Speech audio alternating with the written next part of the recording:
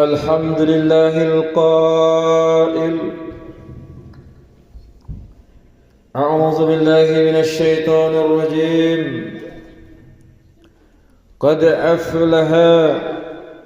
قد أفلح من زكاها وقد خاب من دساها صدق الله العظيم.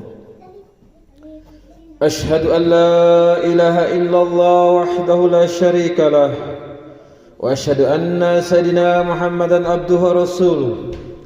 اللهم صل وسلم وبارك على حبيبنا وشفيعنا محمدا أشرف الأنبياء والمرسلين وعلى آله وصحبه أجمعين والتابعين لهم بإحسان إلى يوم الدين. أما بعد، أيها المسلمون، أوصيكم وإياي بتقوى الله. قال الله تعالى: يا أيها الذين آمنوا اتقوا الله حق تقاته ولا تموتن إلا وأنتم مسلمون. Saudaraku jemaah Jumat yang dikasihi, saya berpesan pada diri khatib sendiri, seterusnya memperingatkan jemaah Jumat sekalian, agar marilah kita meningkatkan nilai ketakwaan kita, nilai ketakwaan yang dijana melalui pengabdian diri hanya kepada Allah Subhanahu wa taala dengan melaksanakan segala perintahnya dan sunnah baginda Rasulullah sallallahu alaihi wasallam, serta meninggalkan segala apa yang dilarang maupun apa yang ditegah. Khatib turut mengingatkan kepada jemaah agar terus istiqamah mendengar serta menghayati khutbah yang disampaikan tanpa melakukan perkara yang sia-sia seperti bercakap-cakap maupun bermain telepon bimbit. Bersempena dengan program Kota Sufi Sabah yang bermula hari ini bersamaan 22 hari bulan Ogos sehinggalah 24 hari bulan Ogos anjuran pejabat mufti negeri Sabah, maka khatib akan menyampaikan khutbah yang bertajuk ilmu tasawuf dan kepentingannya dalam pembangunan rohani ihsan. Jemaah Jumat yang dikasihi, sebelum khatib menerangkan lebih jauh tentang kepentingan ilmu tasawuf, marilah kita memahami terlebih dahulu yaitu maksud tasawuf itu sendiri. Tasawuf adalah suatu ilmu penyucian jiwa, yaitu tazkiyatun nafs, mendidik hati agar cenderung kepada keikhlasan, khusyuk, tawaduk, zuhud, sabar dan sentiasa berasa dekat dengan Allah Rabbul Jalali. Ilmu tasawuf juga dikenali sebagai ilmu insan, ilmu ihsan, yakni peringkat tertinggi dalam agama selepas Islam dan iman. Rasulullah sallallahu alaihi wasallam pernah bersabda dalam sebuah hadis Jibril yang masyhur berkaitan Islam, iman dan ihsan. A'udzubillahi minasyaitonir rajim. Qala fa akhbirni anil ihsan. Qala an ta'budallaha ka'annaka tarahu fa in lam takun tarahu fa innahu yaraka. Sadaqallahul azim. Yang bermaksud, malaikat Jibril bertanya lagi, kabarkan kepadaku tentang ihsan. Baginda Rasulullah sallallahu alaihi wasallam pun menjawab, ihsan itu adalah engkau beribadah kepada Allah Subhanahu wa taala seolah-olah engkau melihatnya. Andai engkau tidak mampu melihatnya, maka yakinilah bahwa Allah sentiasa melihatmu. Hadis riwayat Muslim. Hadirin jemaah Jumat yang dikasihi Allah Subhanahu wa taala, ilmu tasawuf bukanlah suatu ilmu baharu, tetapi ia berakar daripada bimbingan Rasulullah sallallahu alaihi wasallam yang mendidik para sahabat dengan zikir, muraqabah, zuhud terhadap dunia serta mengikhlaskan hati beramal hanya kerana Allah Subhanahu wa taala. Sebagai disiplin ilmu tasawuf pula mula dikenali pada abad kedua Hijrah. selepas zaman tabi'in, apabila umat Islam mula dipengaruhi kecintaan terhadap dunia, maka para ulama seperti Al-Hasan Al-Basri wafat pada 1110 Hijrah, dan Ibrahim bin Adham wafat 161 Hijrah, dan Al-Junaid Al-Baghdadi wafat 290 Hijrah. Mereka tampil menghidupkan ilmu penyucian rohani ini agar umat kembali kepada kesederhanaan, keikhlasan dan kecintaan kepada Allah Subhanahu wa taala. Manakala hukum mempelajari ilmu tasawuf ini menurut para ulama ahlu sunnah wal jamaah adalah fardu ain pada aspek berkaitan pembersihan hati daripada sifat masmumah, yakni sifat buruk atau keji. Keperluan penyucian jiwa terhadap seorang muslim adalah wajib. Hal ini turut ditegaskan kepada Imam Al-Ghazali menerusi nukilannya dalam kitab Ihya Ulumuddin yang bermaksud tasawuf itu adalah fardu ain, karena tidak seorang pun yang terlepas dari penyakit hati, yakni penyakit keji, kecuali para nabi. Maka mengenali penyakit hati dan cara mengobatinya adalah wajib ke atas setiap muslim. Allah Subhanahu wa taala turut menegaskan menerusi surah Asy-Syam ayat 9 dan 10. A'udzu billahi minasyaitonir rajim. Qad aflaha man zakkaha wa qad khaba man dassaha. Shadaqallahul azim. Yang bermaksud, sesungguhnya berjayalah orang yang menjadikan dirinya sedia bersih, bertambah-tambah bersih dengan iman dan amal kebajikan. Dan sesungguhnya hampalah orang yang menjadikan dirinya yang sedia bersih itu susut sirna, dan sirna kebersihannya dengan sebab kekotoran maksiat. Jemaah-jemaat yang dihormati, tasawuf mendidik hati manusia agar berlaku ikhlas, rendah diri, sabar dan bertakwa. Tanpanya ibadah kita mungkin sekadar ritual kosong tanpa ruh. Allah Subhanahu wa taala berfirman pada awal surah Al-Baqarah ayat 2, A'udzu billahi minasyaitonir rajim. Dzalikal kitabu la raiba fihi hudal lil muttaqin. Shadaqallahul azim. Yang bermaksud, kitab Al-Quran ini tidak ada sebarang syak padanya tentang datangnya dari Allah dan tentang sempurnanya. Ia pula menjadi petunjuk bagi orang-orang yang bertakwa. Ayat tersebut menjelaskan bahawa kalimah huda, yakni petunjuk, hanya akan berkesan apabila hati disucikan melalui aktiviti pembersihan dan penyucian. Kedua-dua aktiviti ini adalah intisari utama dalam ilmu tasawuf. Justru itu, Khatib ingin menjelaskan betapa pentingnya untuk kita mempelajari ilmu tasawuf dalam masyarakat, khususnya umat Islam di Sabah ini, seperti berikut. Yang pertama, ilmu tasawuf dapat membentuk masyarakat berakhlak mulia. Rasulullah SAW bersabda dalam sebuah hadis yang bermaksud, orang mukmin yang paling sempurna imannya adalah yang paling baik akhlaknya. Hadis riwayat Abu Dawud. Kedua, menjadi benteng diri daripada melakukan maksiat atau gejala sosial. Allah Subhanahu wa taala berfirman dalam surah Al-Hadid ayat 4, A'udzu billahi minasyaitonir rajim. Wa huwa ma'akum aina ma kuntum wallahu bima ta'maluna basir. Shadaqallahul azim.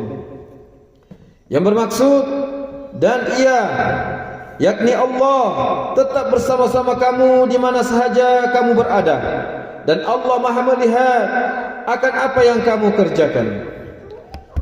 Dan yang ketiga, mewujudkan perpaduan dan ukhuwah. Rasulullah SAW bersabda yang bermaksud, janganlah kamu saling dengki-mendengki, jangan saling benci-membenci, jangan saling bermusuhan, dan jadilah kamu hamba-hamba Allah yang bersaudara.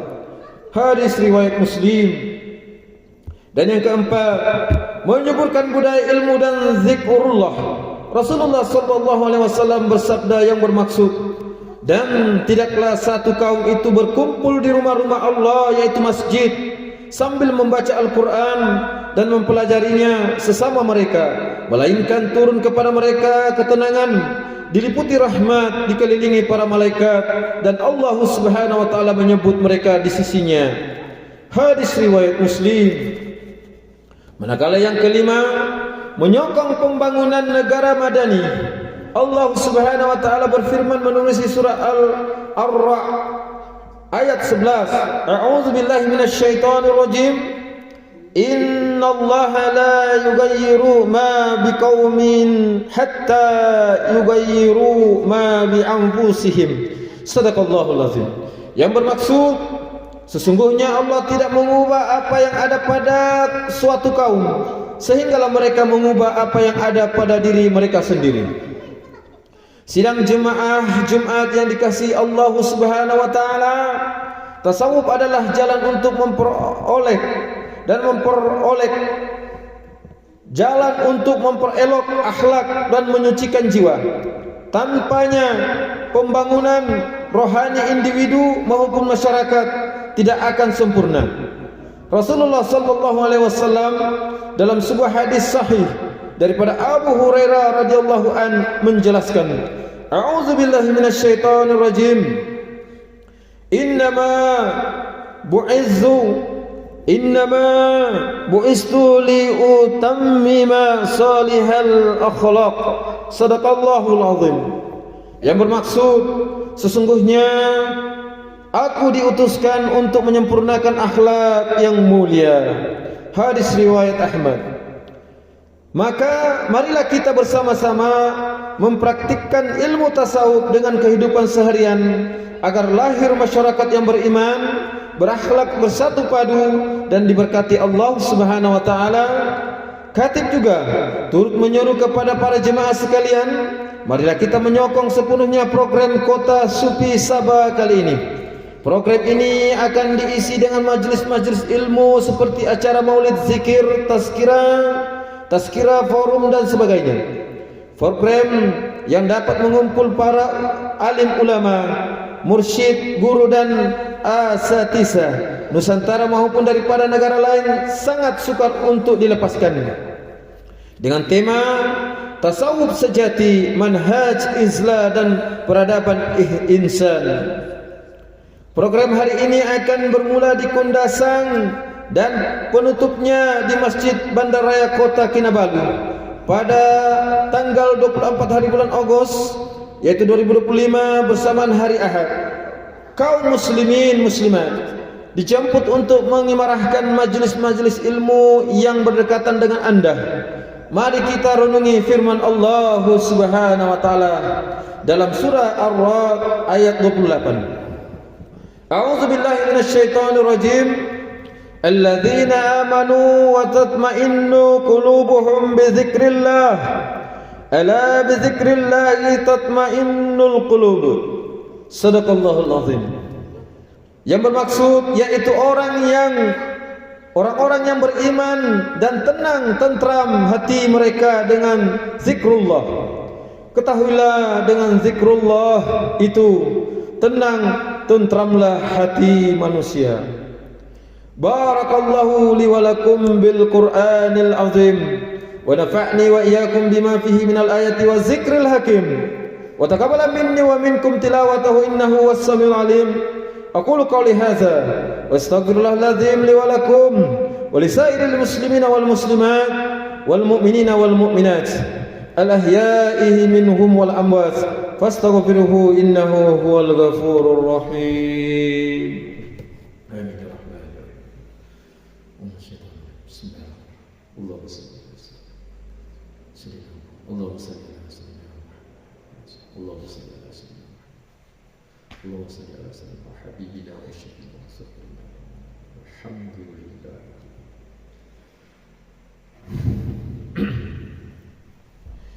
Alhamdulillahi rabbil alamin.